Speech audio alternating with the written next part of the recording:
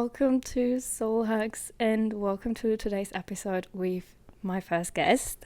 Hello, I'm Jacob.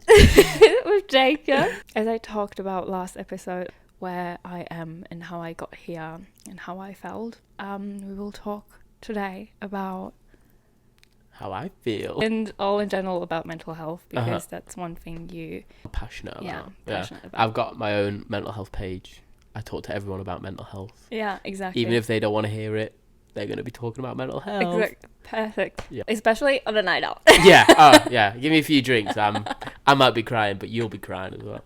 I admire that you can, like, Do it sober and drunk. You can yeah. You can start a conversation with people on a deeper level on a night out. Yeah, and it's like when I have those conversations with people, it is almost like everything else gets blocked out because like we could literally be in taps or like in dubs or any bar and like be crazy stuff, and then within 5 minutes, this person's like opening up about their life, and I'm like, how did we get here? That is crazy, and like that's so good. I love that. When I'm Yeah. going out, I'm completely overstimulated. I'm just like sitting there, like Just loud noises. like I want to go home. Yeah. I think that's a great thing. It's honestly something that I've come to appreciate more about myself as I've got older. Yeah. Because I took it for granted when I was younger that people would open up to me. I just thought, oh, people open up to everyone. But then, as I've gotten older, I realised, no, it's actually quite a special gift to have, that people feel open to speak to me. And also to feel safe with you. Should we talk about or mention how we met? How we first met? Yeah. It was probably only like 4 months ago now, 3 months ago in December. We were in the hostel, both staying at the same hostel. Yeah. I think I was sick first. Yes, you were, because you sounded like Darth Vader. I was really sick. Yeah. Oh my god, yeah. And then we were in the kitchen, and Yeah. we did something. We did something, and of course, as I said before, it somehow got onto mental health. Yeah. And then I talked about like my mental health page. And I remember like you were the first person who were like, you could talk about it so openly. I'm like, oh my god. Yeah. I love it. Yeah. I love it. We were in the hostel kitchen surrounded by like 15 people. I was like, I don't care. And I loved it so much. I was like, that's my person. Yeah. And like obviously for you, you'd been here a while, so that type of interaction didn't happen a lot for you. Yeah. Whereas like for me, I'm like used to that happening. It's only since then that I've realised that those like finding people to talk about stuff like that with is quite rare here. Exactly. Like that's how I felt as well. Like I'm so happy to be open to deep dive into conversations. Yeah.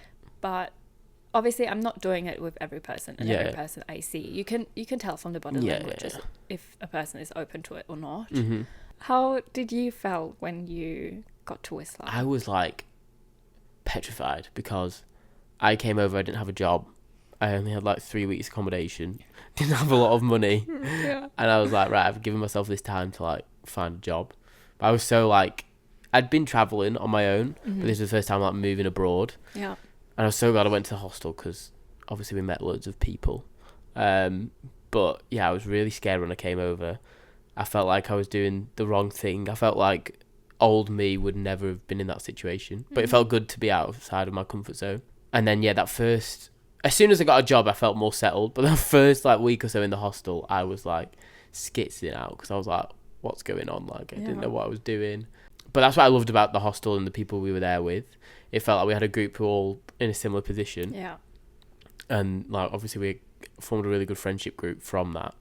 But like thinking back to the hostel, it feels like so long ago. Yeah. It feels so crazy. And like I didn't realise how different Whistler and people in Whistler were going to be. Like soon it will be 6 months that I'm here. Wow. I came in October. Yeah. I can't believe March has gone so quickly. That's crazy. End of March. Crazy. But here we are, both with jobs we really love. Yeah. Compared to like, I think it's would you reckon it's rare here in Whistler? Oh yeah, like I got so lucky with not only my like job, the accommodation, but also like the people I work with. Yeah. I didn't think I'd get that like close connection with people at work. Yeah. Because like anywhere else you work, it's just like, oh, you work and then go home. Yeah. Whereas like here, because everybody like lives on site and has the same days off, you go up skiing together. It's like you move in with these people who you've never met before. And like I really enjoy my job. Really enjoy the people I work with, and I don't know how much it's to do with both. I don't know if I'd enjoy my job if the people weren't there, or if like I told you that the other day as well. Like I love my job. Like I don't earn that much money, and all like so many people told me, oh Anna, why are you not changing jobs? Like, you could earn so much more money. I'm like, I know, but like, I'm happy there, and I love what I do, and I love my job, and like, that's so much more worth to me than any money. It's like, I know we've spoken about this, like, I'm not like, I don't really care about money. Like, obviously you need money. I love, like, just being happy in my job. Yeah. Like, I've worked jobs that I hated that were paying well, and I was like, it's not who I wasn't, I didn't like that person. Whereas, like, now when you do something that you enjoy, like, I have a smile going into work every day. Yeah, exactly. Because I'm going to see my friends. I'm going to work with my friends. Whereas, like, you can't replace that with money. Like, obviously, like, it can work out. Like, you can do jobs that get money, but like, what are you going to spend that money on? Yeah, exactly. And like, most of the people are just working to get to the weekend and spend their money. Yeah. Like, what is, like, that's maybe deep, but what is that for life? To like, looking forward to escape your life on the weekend. Yeah. I don't mean, when I say it like that, I don't mean to come across that I'm like, oh, people who try and like get jobs to earn loads of money is like a bad thing. No, it's just like how people want to live their lives. Yeah. But yeah, it's just like what you value. Exactly. And you can also like be lucky and earn a lot of money and like love your job. Yeah. Like, it's not just because we talk about it doesn't mean that it's I think it's just because you're in Whistler and like everybody's sort of tight with money, like tight for money. Yeah. That like people look for anything to try and get as much money as they can. Yeah. But then, like, as you said, like... And we're also, like, surrounded by so many people who really, literally hate their jobs. Yeah, yeah. And that's, like, I always find that so sad. Because, like, if you love your job, you start your day so different. Yeah. You have a completely different mindset during the day being at work. Yeah. Rather than waking up and thinking, oh, I don't want to go to work. I always think it's how you react to your alarm going off. Yeah. How you react to waking up does really set yourself up for the day. Yeah. You're waking up like thinking you're gonna have a bad. Yeah. I'm so happy for you that you have your friends and like so important people at work. Which is like, at my work, it's not very social. Like I most of the time work either with one other person or I work by myself. Yeah. That's the question. Like, where are you gonna meet people if not at work or with the people you live together? Yeah.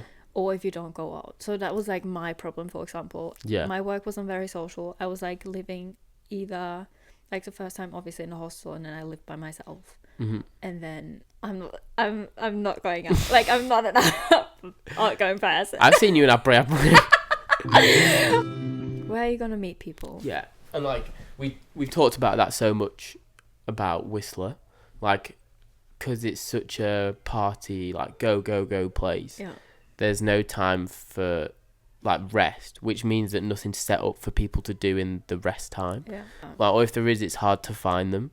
And there's no like activities you can do that isn't, as you said, drinking or skiing. So, and it's like, it plays into the whole aspect of Whistler, which has people like trapped here in a way because they're going so much, and they're like, they now have, I don't know whether it's like people avoid resting or like taking time for themselves, or they just like want to go. Yeah. But like, I definitely see people burn out so much more here than I did back home. Yeah. Because like, it's just like from one thing to another. Like, I experienced it a little bit when I first came because I wanted to be social. I wanted to meet as many people as I could. I just said yes to everything. Yeah. As you saw, like, me and Guy would go out like all the time, and like, it was great, but I could like feel myself feeling uncomfortable with how little I was just spending time with myself. Yeah. Because I was just like from one thing to another. Yeah. Oh yeah, my Amber's mum, she was like, it is such a bubble here. Like, Whistler is such a bubble. Yeah, it is. People forget that it's real life. I mean, you hear people say, oh, it doesn't feel like real life, because it's not really, because the life you live in isn't. Yeah. And I recognize it with myself that like, if you don't know who you are, it's so easy to lose yourself in Whistler. Yeah. Because like, normally I'm so confident. Normally I'm such a independent and social person. Yeah. But like, when I got here, everything changed. And I was like, what is the reason? Like, why? Like, I acted so differently compared to how I am normally in like normal surrounding. And that's what people said to me as well. Or you have to like start saying yes to everything. Mm-hmm. I'm like, okay, I get that, and I try. But like, if I don't want to go out, I don't go out. And I think that was the difference, because even that people kept saying to me, you have to say yes to things. I still didn't. Yeah. Because like I don't want to do something if I don't feel it. Because like then it's more like a burden, and I don't. It's like it takes energy. Yeah. Like rather than give me energy. Yeah. If you see me out, normally I'm always like normally you're already ready to go home. I'm always like, as soon as I get there, I'm like already ready to go home. But yeah, normally, especially on a night out, I need someone or something to focus on, because I'm so aware of like the vibes and the energies. Yeah. Oh, it's so hard to explain this, but like on a different level. Yeah. I think we're the same, because like I like totally agree with that. Not that I'm doing stuff that I wouldn't normally do, but I'm different to how I was before I came here. Like I know who like Jacob is as a person. I know who I am, but like here I'm still me. I'm just like stretched into different areas. Yeah. Like I'm probably going out more than I would do back home, or like, as you said, people say yes to things that they wouldn't normally do. And that's just part of being in a bubble with people who are like, because as you said, it's not real life, so you're going to do things you wouldn't normally do. Yeah. It's so easy to like escape reality. Yeah. And especially drugs are a big thing here as well. Yeah. So much gossip here in Whistler. Yeah. And I'm pretty lucky and happy that I'm not in it. Like, I live like far You're away. Little old granny. Exactly. Yeah. Honestly, like, and I love my old granny life. Yeah. I'm not gonna lie. Yeah. Because like it keeps me grounded. Yeah. And, like in all the chaos that is happening here. It's very, like I've said this before, it's very university, similar to being at university, being here. Yeah. The way that like everyone interacts, the gossiping, the drugs, the thinking it's not pressure. Yeah, the peer pressure. Even not just like with that, just like when you're on the mountain. Yeah. When people are like, oh, go and do this, like it's easy. Yeah. And then like I'm very good at being like, no, I'm just not gonna do that. But it's so easy when you're with people and you end up in silly situations, like end up on a run you shouldn't be on that you can't do, or like end up doing drugs that you shouldn't do, you know? Yeah. It is really, it's hard because it's such an open community that everyone is accepted and that you can forge friendships and you can go and do what you want. And I do think there is a freeing part of that. But there's a point at which you've got to have a grasp on reality and be like, yes, I'm having fun, but I need to realise that I'm just having fun here, like that this isn't my life. I think that's what people are like, oh yeah, once you go to Whistler, you never leave. And it's like, no, I don't think it's that you leave. I think you get trapped here. Yeah, exactly. You get trapped in this like lifestyle. You get trapped in the way the life is here because it's not real life. Yeah. Yeah, this is what I mean. It's like people who've like just come out of university or like just been on a gap year or something. They're here to like have fun. And they want to make the best of the time. And they like, really do it. And I'm so happy that they do. Yeah. Especially because you know you're not going to be here forever. Like a lot of people know they're just going to be here for a season and then they're going back to normal life. Yeah. So they just get it all out, which is fine. That's fair. But it creates an environment that isn't the best for people who just want to like live a life or like, as much as like, you want to get it out. I just see a lot of people I think are lost. Yeah. In a way. Yeah. You know, like they don't know who they are. It's like what you said before, people come in not knowing who they are. Yeah. And then they get an identity from the crazy life that is Whistler. Yeah. And then they just like, that's their identity. Yeah. I met one of the guys we met in the hostel the other day, and I saw him, and by the end of the day when I wrote it down, I realized how much he changed.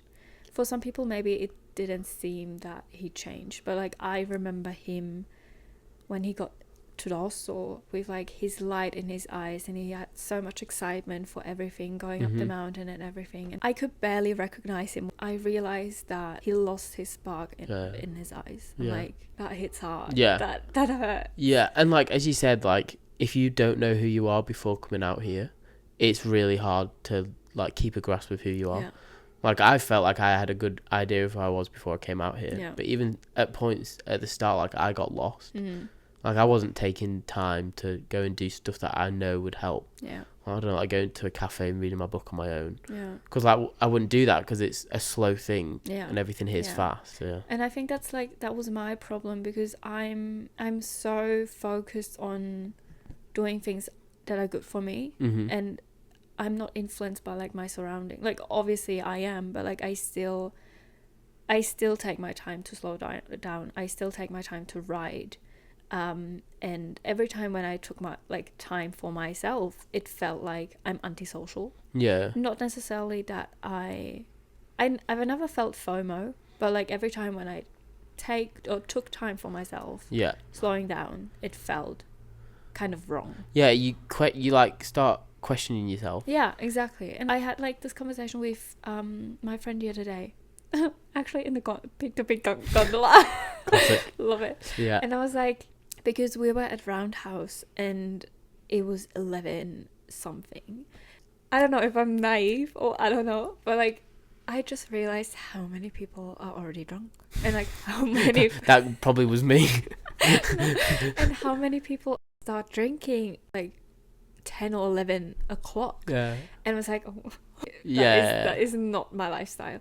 And then we took the peak to peak gondola and I was like, everyone live the life how they want to live their life. For the reason that I've spent so much time alone for the past few years, I realized that being alone feels different in every place you are. Yeah. And how I felt here, and I just realized that I think last week, I was like, I feel like I'm back in school. I stood up for myself. I never went with the peer pressure. I never went with what everyone did if I don't enjoy it. Yeah. So I had a really hard time back in school.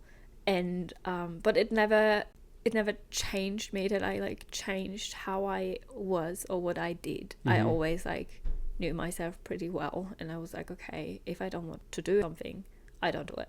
Yeah. It's like a moral that you live by. Exactly. Like it became a moral, and it became my strength. I don't care about what other people think about me because like most of the time they all have their problems. They don't think about you, so it doesn't fucking matter. But like we took the pick to pick on the line. I was like, I feel like an outcast here. I'm not gonna lie. I feel like I'm back in school. I feel so wrong, but at the same time so right to be alone. Yeah. Because if you weren't alone, you'd be doing stuff with people that you didn't want to do. Yeah. You know, like you said, like, oh, drinking, they're like that. Like I've done that while I've been here, and like I've enjoyed it. Like, because I know I'm like, oh, this is like me enjoying it. Yeah. But that's because I know I'm like, oh, I'm leaving in May. Yeah. So like make the most of it. And you don't have to drink to make the most of it. Like we have loads of fun when we don't drink as well. But it's just like it's a fun activity. It gets everyone together. But like I know that it's not sustainable, and I think a lot of people don't have that thought that this life isn't sustainable. This lifestyle isn't sustainable. They just think it could be like this forever. And I feel like it is so important to leave, even if you spend it doesn't matter how long you spend in Whistler. I think it's so important to leave Whistler even if it's only for a day, to like go back to reality and like to see Whistler from a bigger picture and to see like to realize how Whistler is and what an influence Whistler has on you and like your behavior. Even down to like I was thinking about this the other day, like small things. There was a homeless person outside the shop in town, and I was like, oh, it dawned on me, I was like, I've not seen a homeless person in months. I've not seen police in like months. It's just this place isn't like anywhere else. Like it is such its own unique place. And he said like you need to remember that. And like you need like that's why I find it really good like chatting to my friends from home or like chatting to my parents, because it brings you back to reality of like, oh, what life's about. Like the problems you have in Whistler are, oh, my skis aren't waxed, or like, oh, my bindings are loose, or like, oh, I'm not gonna have money to go out. Whereas like those aren't like usual normal people's like problems that they have to deal with. And normally the problems, they lay way deeper. Oh yeah. Like I've talked about this, and like when I say this, I don't want it to come across that like I feel better than everyone else, or that I feel more mature, or that I'm having a go at the people. I just find myself like viewing a lot of people here, as we said, like they don't really know themselves, and there's like an immaturity to it. And like it's really nice seeing people find themselves. Like I don't know, just like meeting people who I even met at the start of my journey here to now, and like how far they've come on. And it's like I remember being younger. I say younger now because I'm turning 26 and I feel really old. But like it's seeing people like 21, 22 like growing. It's a really like beautiful thing, because it's like you remember doing that, you remember, and like if anything I feel like this place is the best place to have those experiences of growth, because you're surrounded by so many people. Yeah. And if you make a mistake here, it's not as bad as making a mistake, I don't know, back home or, you know, because it isn't real life. Yeah. I think that's why people like love it so much, because like, I don't know, you turn up late to work or you do something wrong at work. Back home, that's a massive thing. Yeah. But here, you know, there's so many jobs that if you get sacked, it's like, oh, I'll just go and find another job. Yeah. What do you mean? But at the same time, Whistler is also pretty small, and I think like people talk and like people know the owner of like, or the manager from like this place and whatever. But also at the same time, I don't know if Whistler is the place to grow. I'm convinced that Whistler will show you your problems and your anxieties or your deeper demons. Maybe that's probably a better way of putting it. Not that it's the best place to grow, but you find out what's your problem are. Yeah, exactly. Because you have to face them. Yeah, and I think you need to grow in Whistler to not get stuck. Yeah, that's what I mean by like, you see people facing like stuff and being like, oh, I've never talked about this, or like we've had that friend from the hostel who like, he came out here and never talked about mental health. Yeah. And like we saw his journey go along for it all. Yeah. So it's like, it's not the best place to grow, but like, he left having recognised something that he wouldn't have recognised because he had to come out here and face it, you know. Back to if you don't know yourself or you're not comfortable with yourself, you'll quickly find out that, because you'll be thrown into like environments where you need to know yourself, otherwise you get lost or you get down, or maybe like a little bit more on the drugs thing. Okay, let's talk about one big thing that is pretty present here. I've never realized it. I never realized that it is such a big thing. Yeah. Until I came here. Drugs. And this is coming from two people I've never done drugs in my life. I used to be feeling like surrounded by it, and I'm so comfortable being surrounded by it and not feeling pressured to do it. Yeah. I still don't. But it's so prevalent here compared to like anywhere else that I know. Yeah. It's like, as you said, it's a small place. So that's going to happen anyway. You're going to see it more because it's smaller. Yeah. But it's just the quantity, the amount of people, and like, that's what I mean by being peer pressured. Like, drugs are an escape from reality. Yeah. Like, that's what they are. Like, people use them to have a good time, and like, fair enough, you do that, that's fine. Yeah. But it's just an example that like, it happens so much here because people are escaping things. Yeah. They want a good night out, but like, what's the reason they want this good night out? Is there something they're like, they want to avoid? Yeah. And like, obviously with drugs, it leads to addiction and worse things. And this, again, you'll face those. If you've got a problem with it, you're going to come out here and realise you've got a problem with it. Yeah. I just think it is a great example of what we mean by like, when we say that Whistler is a tough place to come if you're not ready for it. Because even if you do, like, I don't know if uni did a bit of drugs, like coming out here, you're going to do a lot of drugs because everyone's doing lots of drugs. Yeah. You get offered it. Yeah. Like, people know that I don't do drugs, and I still get like offered it because it's there all the time. Yeah. You know. I remember I got offered drugs only once because like I met this guy on the bus in the morning, and I was like completely packed with like my camera, with like my bag for work, and he made space for me to like sit down, and I was like, oh, thank you. And then I saw him on my way back home because I recognized his board, and I was like, oh yeah, like, and then I started chatting to him, and it was just nice. But it was on my birthday. Oh yeah. And then we went to Dusty's in the evening. Yeah. And he was working there, and we chatted a bit, and like he had like he asked me, oh, how do you like it here? I'm like, people ask me how do I like it here. It's such a hard question. I love when people ask you, because like, obviously you've told me or how like you feel about it, so I know you don't want to just go, yeah, I'm fine. I'm so overwhelmed by this how much question. Time do you have? I'm like, do you really want to know? Yeah. Ask me like, yeah,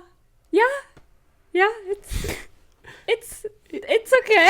I ask him, how do you like it? How do you like it? Yeah. He's like, oh, I love it. And like, he had this package of drugs in his head. I'm like, yeah. Do you really? Yeah. I wonder why you love it. But like, I know there's a reason why loads of people do it as well, because obviously Whistler's full of Australians. Yeah. But we love Australia. We do love. I mean it like that. The price of drugs over here is so much cheaper for them than it is back home. Yeah. So like, if alcohol was cheaper, more people, like, if anything's cheaper, Yeah. Like, I don't know. I'm trying to think of something now. Like, if ice cream was cheaper, I'd be having a lot of ice cream. I would be addicted to it. Yeah. So, like, I get why people do it, but it's just a great example of, like, that thing of, like, oh, this place isn't real. Like, because you go on a night out, you're surrounded by everyone your age. Yeah. There's no adults. And you go on a night out, you go to taps. There's not many adults there. It's full of people our age. And even the managers are like maybe 25. We say this at like the spa at work, that like everyone it's run by us, and like not that we're kids, but it's like we say it's like run by kids. Yeah. Because that's Whistler. It's a seasonal place. But there's no like judgment. It's like when you're in school and there's no teacher in class and everyone just acts crazy. Up. That's what it's like here. Yeah, exactly. Do you think, in terms of like drugs as well and like Whistler, do you think domestic violence and sexual abuse is a big thing here? See, I thought about this with like the sexual violence, sexual assault, because I don't know whether it's just where I'm from in England. I definitely notice less creepy men here than I do back home. Yeah. Like back home, it was like I'd go on a night out and it actually like upset me quite a few times seeing how guys were with girls who just weren't wanting the attention. Whereas I feel like over here, because it's such a small place, because it's quite a community driven place, they're like, if you were like that, everybody would quickly know that you weren't not to be around you, if that makes sense. But like, that's not to say it doesn't happen, because like I know it happens. And again, I do think the fact of like the no adults thing here makes those situations so much more difficult to deal with. Because like, who do you turn to? Like, exactly. You turn to your manager at work, who's your friend, who you work with all the time, who you like go and do things with. It's so different to anywhere else. And like, what do you turn to the police? And if you turn to police, it makes it like big thing. It's a big thing, which you should do anyway. But it's like, especially in a small place, if you tell someone, like, there's so much stigma around it that like, and you don't want to disrupt the ecosystem of the community by outing someone who's done something wrong. Exactly. And you don't want to like have all the like attention on you. Attention. You don't want to think like be made out to it's like dramatic. So I definitely think it's harder to speak up about it because it's probably the same thing with mental health here. It's harder to speak up about it because everybody knows everyone. And as I said, there's no adults. Like, one thing is like really important because there is the Whistler. 1 second. We have to research. Whistler Community Service Society. Okay. Whistler Community Service Society. WCSS. Yeah. There is probably stuff there, but it's just not advertised enough or not spoken about enough. Yeah, exactly. That you don't know about it. Exactly. Even that is like advertised, I think not many people use it. No. As they should. It's not accessible enough. Yeah. Even though they probably are, it's like... Oh, they are. Like, everyone knows where they are. They're like food bank, reuse it center. Everyone goes there at least once a week. Yeah. Everyone knows where it is, but I think it's also doing this step and going there. Yeah. Like, I don't know any stories, but I also think it is maybe more present as like more people taking drugs, and like there's so many young people and so many people living together in such a small place because obviously there's a housing crisis here. It can happen so fast, but at the same time I think like a lot of people finding excuses for like this person there's so many like people, like the excuses that get made are like ridiculous. Horrific. It's like, oh, they were on drugs, oh, this is just who they are, or like all this stuff. It's like, no, that's just not acceptable. No, it is not. But that's what I mean, because it's such an accepting place out here that people are just like, oh, that's just him. And it makes it hard to stand up to people here. Because, as I said, like, it's such a small place, everybody knows each other. If you have a falling out with someone, most people are going to know about it.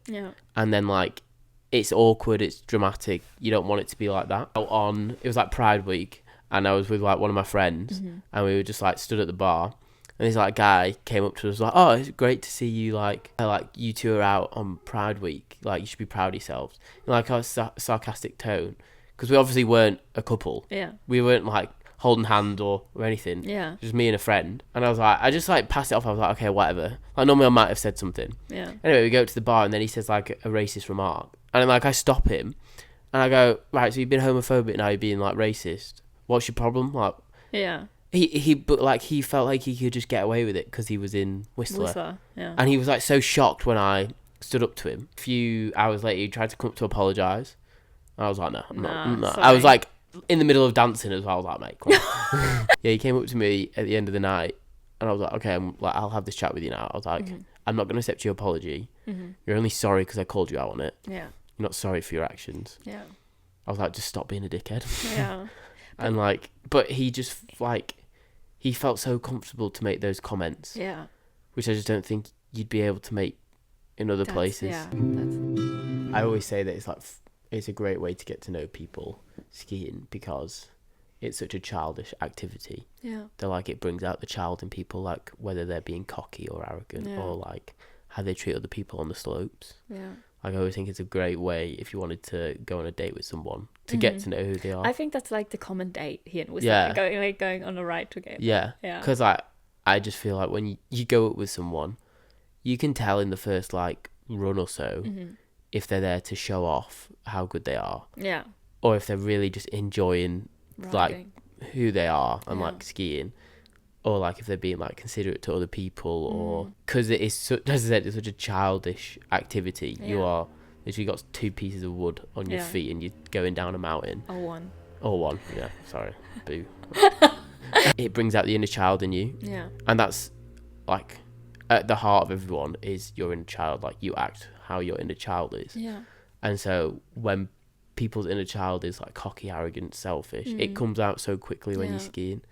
Like, even comments about how other people are skiing or boarding, because it's like people will make comments about it, and I'm like, you would be like that once. Yeah, you were there once. Yeah, exactly. You know, I had a friend. He told me basically the same, but with surfing. He was like, he's going on a coffee date with someone is going surfing with someone, because you can obviously there are rules. You can see pretty much how this person is behaving, whether they're like surfing after rules or they're just like doing their own fucking shit. When he said that to me, I was like, oh, that's deep. How I feel going up the mountain, as I like learned boarding just here, I never wanted to go with people or with a group until I'm like for myself proper good enough. Yeah, but it's also like that's my problem, like I'm being too hard on myself. Yeah, because I was gonna say, like, I find it really sad sometimes when people say sorry for going slow or whatever, because like, if I'm going with you, I'm choosing to go at your speed. Yeah. And again, that's why when you're with people who are just like, oh, why are we waiting for this person, or like getting it, I'm like, you're choosing to be here with this person. Like, if you don't want to, just go and do your own thing. And that's completely fine. Like, some people just want to, like, they only get a few days off, they want to go, but like, I find it sad when you choose to be with someone and then they get worried that you're like waiting for them all the time. It's like you're on a mountain staring at like beautiful views. Like, there's worse places to wait in the world. Exactly. You know, how I felt was like, I'm not die hard going up the mountain every single day I'm off. Yeah, I completely get that people are like this, especially here in Whistler. That's like one reason why you are. That's why you're here. Yeah, that's why you're here. And another thing is, I can imagine that going up the mountain is or feels like therapy for some people. Oh yeah. And if you're like die hard going up the mountain every single day, is it not a different try to escape your own reality by going up the mountain every single day? Because going up the mountain is therapy for you. Yeah. So important to like stay connected with the reality and like face the problems. Equate it to when I go running. I go running not to avoid my mental health problems, but like to know that like, oh, I want to sort some of these things out. Like, it helps me to like get my mindset, and then I can deal with it. Yeah. Whereas if you're continuously just running, you are literally just skiing away from your problems. You know. And then as soon as they get up the mountain, they feel better, because I mean, you do in sports, you're being active. Like, if people saw me ski, they'd probably think that I was this person who's trying to be like quick and do these stupid jumps because like, I'm trying to show off. But like, I love that being able to express myself. Like, when I'm doing these things that I'm not thinking about anyone else, I just want to go over these little jumps and just shout "wee" as I'm going. I'm like "wee." You're just in the present. Yeah. Most people do have a great connection with it, but I do think there are people who I'm just like. You always talk about how many days you're going up, or like how I'm just like, what's that for? Doesn't matter. What's that for? Why? Yeah. Do you know what I miss? What? Place, just a bit higher, to like just see further and to like have a break and a breath. Yeah. No, it's like, because you can go up the mountain, but you're still then surrounded by everyone. Yeah. Like, I went up to, Beacon. I went on the second floor the other day, and like I was able to look down on the street. Yeah. And I was like, why does it feel so, like I felt like I was watching the bubble of Whistler, despite like being in it, because everything is so like one or two stories. It's such a weird thing to like try and explain how it feels not being able to, because you're in a valley as well, so you're constantly surrounded by, like, you feel trapped in here. Yeah, exactly. That's what I like said on the bus the other day with you. I was like, I feel so much more comfortable near the ocean, like having a whole horizon in front of me. Whether here, I'm like, so it feels I'm being trapped. Yeah. Like, of course, like the mountains are beautiful. Yeah. But like, it almost makes it hard to breathe. Yeah. And I miss a higher place, like a higher point, so much, because like I love people watching. Yeah. I love observing. Honestly, me and my friend who were there, we must have been there for like 3 hours, just staring at people going by. Love it. People ask me or message me, oh, I am, and like I always take ages to respond, because it's such a hard question for me. It comes and goes in waves, and but one thing what I can say is I know that I'm not 100% happy here. No. But I try to make it work. You're happy enough. Happy enough. But like, that's one thing. You don't have to be happy just because you're in Whistler. No. It's you can feel shit. You can feel. Yeah, and that's what I was say. Like, that's what I mean with like the university aspect of here. Like, loads of people go to university, think it's gonna be like this best thing ever. You know, and then they get there and then it's like, oh no, it's not fun, and then you feel wrong for not having fun. So yeah, like I totally agree that like you don't have to be happy here, because it's still life. Like, it has its ups and downs. If anything, because of how quick it is, the ups and downs here come quicker. But yeah, and more intense as well. Like, oh yeah, like I've cried loads since I've been here. Like I cry a lot anyway, but like it's great. But more here so than anywhere else, because emotions fly from everywhere. So yeah, when people ask how I am, it's hard to describe, because like, as I said, I'm so lucky with all my friends. Like, they are the best. I love them all. They make me so happy, and like I am happy here. But there are certain aspects that I'm not happy. You know, and that's fine. But it's hard when people ask like, "How are you?" Because it's such a complex. Normally at home, it's such an easy like, "Oh yeah, I'm doing okay." Because like life's normally repetitive. And you could focus more on like how you feel.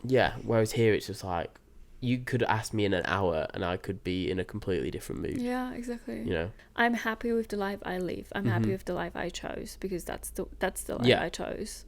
The only thing you can do is like try to make the best of it. One last thing, we had this conversation as well. I met so many people said openly that for the reason that Whistler is such a fast-paced place, they don't make an effort with like meeting people if they know they're just gonna stay 2 months or something. And I completely get that. But at the same time, I find it so sad, because like you might miss out on connections you never knew you would cherish. And especially so many people live so much in the future or in the past that they completely forget to live in the present. Because like you can build such a great connection with someone who's just like here for a week, but if you have like the mindset of like, oh, it's not worth to connect with, that's such a loss in your own life, because like you don't know what you can get from one conversation with this person.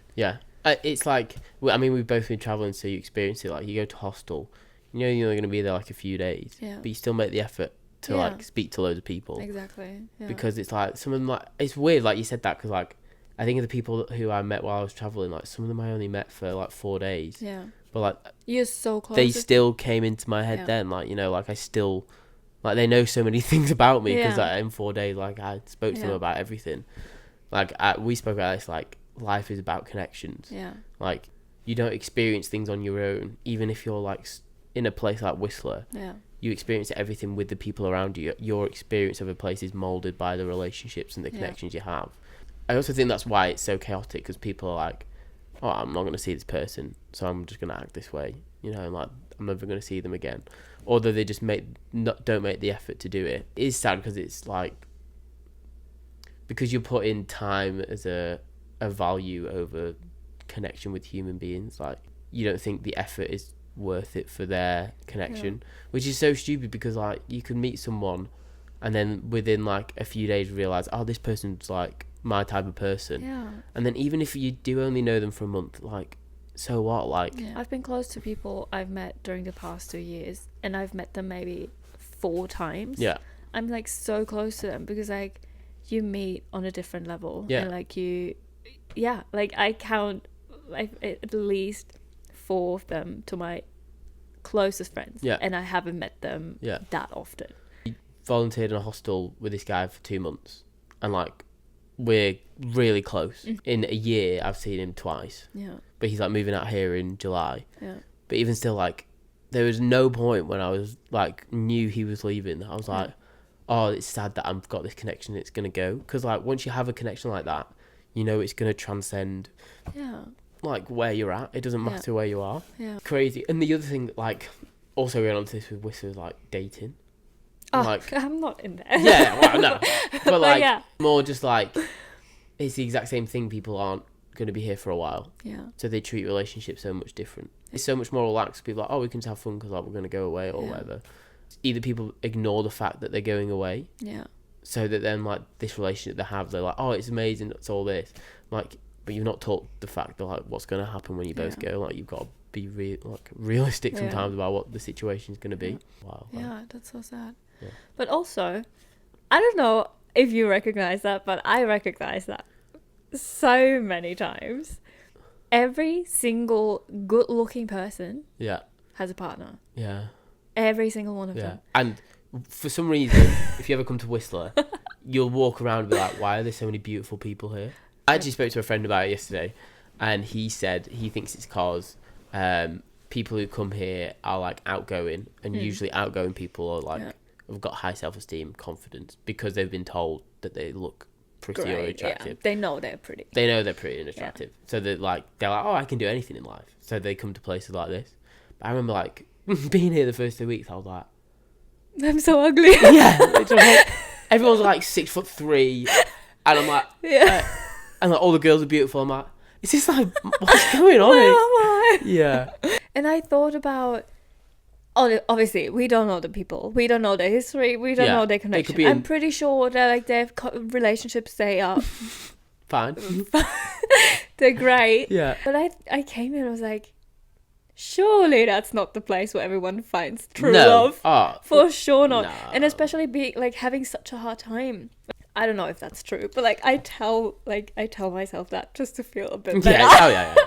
I'm like, I think maybe they just like are in a relationship because it's easier. Yeah. And like that's what I mean, because they know they're going, so it's like not necessarily they're going, because like there are also so many people who came here, got into a relationship, and are still together. Yeah. Like in the relationship, and they're here together. But I thought, okay, maybe it's because they can't be alone. And like they came to Whistler and it was hard, and it was just easier to find someone, even if it's not like true love. Like, that's what I mean, like what we talked about, the like being comfortable with yourself. So if you can't find that, and you can't find that in your friends, just find that in someone else. Yeah. So you on a night out. So you just become codependent on each other. Yeah. It's not a healthy way to. It's not what you want to build your relationship on. But yeah, I agree. It's like it's crazy. Finish that. Yeah. Okay. Well, how do we finish? This is from our perspective of how we view Whistler, and like we have very similar perspectives on it. Yeah. And like as I said, I feel like an outsider, even though I'm in it. Yeah. And like I do all the stuff that we talk about. Yeah. I still feel like an outsider looking in at it because it feels not real to me. But yeah, it's just how we view it, because it. I mean, the first conversation we ever had was how like this place is crazy. Yeah, like, that's how we bonded. Yeah, and like that's just like how we view it. I don't know why I'm getting nervous that people are gonna view this. Oh my god, these people are just bashing like Whistler life. Like I'm not like. No. I like love the way people are here. Yeah. I like love.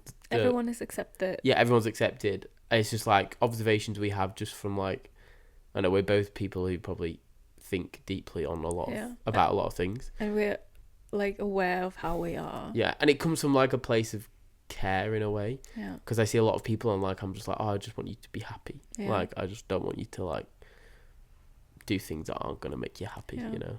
So we're not talking about like to like have a go at people. Yeah. We don't attack anyone. No. It's just like how we feel and how we perceive Yeah. it. Obviously, everyone is happy to like message us or like tell us we're wrong. Yeah, or like coming to the episode. Yeah. Very happy to have a different perspective as well. Yeah. So because like that's how it is. Even when I'm saying those things, I'm like, I know I do a lot of these things. Like I know I get drunk. I know I start drinking at 10 a.m. I know I do stupid things all the time. Like, and I still love you. Yeah. See, like it doesn't. Just about. It's just about. It's more about like being able to do that, being self-aware. Yeah. That you're doing those things. Yeah. And like we're not judging. We're just like observing. Yeah. Okay. Don't hate us. So for everyone who wants to check out Jacob and his mental health page, it's Mental Health with Jacob. Great. What do you say? Great page.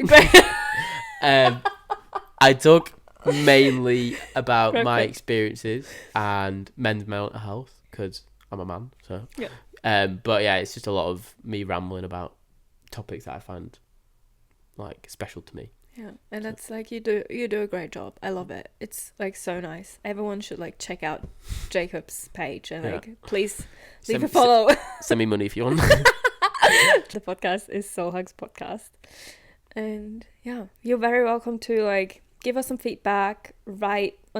Send us messages. Either Jacob's page, my page, Instagram page, podcast page. Unless you're that guy from the night out. On my website, there's a button where you can like send feedback, or if you have some ideas, if there are like topics you want to talk about, or here in the podcast, you're very welcome to send that in. And yeah, that was it. Capiche.